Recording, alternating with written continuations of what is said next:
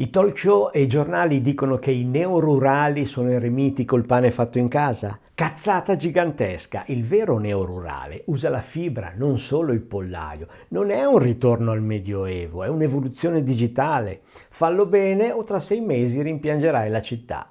Dobbiamo smetterla di masturbarci mentalmente con l'idea del contadino felice.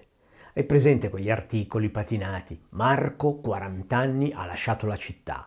Ora produce formaggio di capra zen e vive di baratto. Ecco, quella è narrazione tossica, è la pornografia del borgo.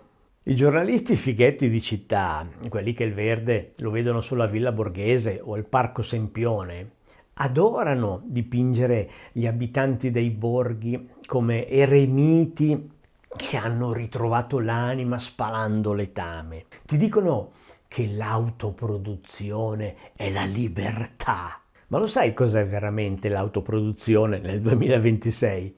È povertà, isolamento sociale e una fatica bestiale che non produce reddito. Fare il pane in casa è un hobby meraviglioso, ma non è una strategia economica per far rinascere un borgo. So di cosa parlo.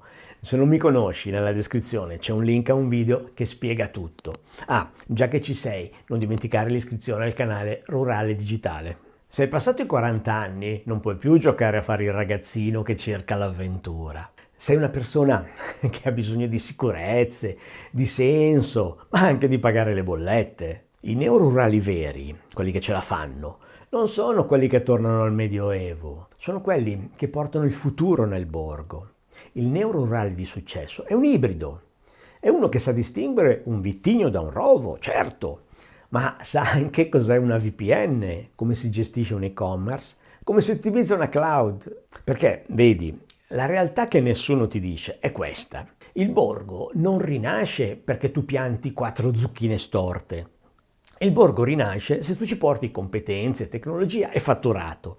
Se esporti fogli di calcolo da un casale in pietra, mentre Starlink ti permette di fare una call con New York. Questo è il neoruralismo, questa è la ruralità digitale. Quando invito a lasciare la città e trasferirsi in un borgo, molti mi dicono che hanno paura. È giusto, hai paura di lasciare la tua comfort zone perché per quanto grigia e deprimente la città è prevedibile. Hai paura che nel borgo non ci sia niente. Ed è qui che ti sbagli. Nel borgo puoi trovare tutto quello che serve, a patto che tu non ci vada per scappare. Se scappi, porti con te la tua insoddisfazione. Se invece ci vai per costruire, allora cambia tutto. Ma costruire non significa guardare indietro. Smettila di fare il nostalgico di un'epoca in cui la gente moriva di fatica a 50 anni. La tradizione è un'innovazione che ce l'ha fatta. Oggi l'innovazione si chiama servizi, agricoltura 4.0, droni, sensori, fibra e intelligenza artificiale. I nostri borghi non devono essere dei presepi per turisti della domenica, non devono essere musei delle cere dove i vecchietti stanno seduti in piazza ad aspettare la fine. I borghi devono diventare gli hub del futuro, luoghi dove la qualità della vita è altissima, ma la produttività è globale, perché sei connesso. Non fissarti sulle attività di un tempo solo perché fa romantico. Se sai fare marketing, fai marketing dal borgo. Se sei un programmatore, scrivi codice sotto una quercia. Se vuoi fare agricoltura, falla con i dati, non con la speranza che piova.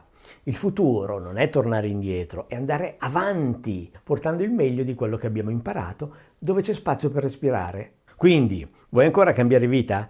Spero di sì, ma fallo con gli occhi aperti. Se vuoi dei consigli veri, pratici, senza cazzate bucoliche, sei nel posto giusto. Qui puoi smettere di essere un turista della tua vita e diventare un protagonista della rinascita dei borghi.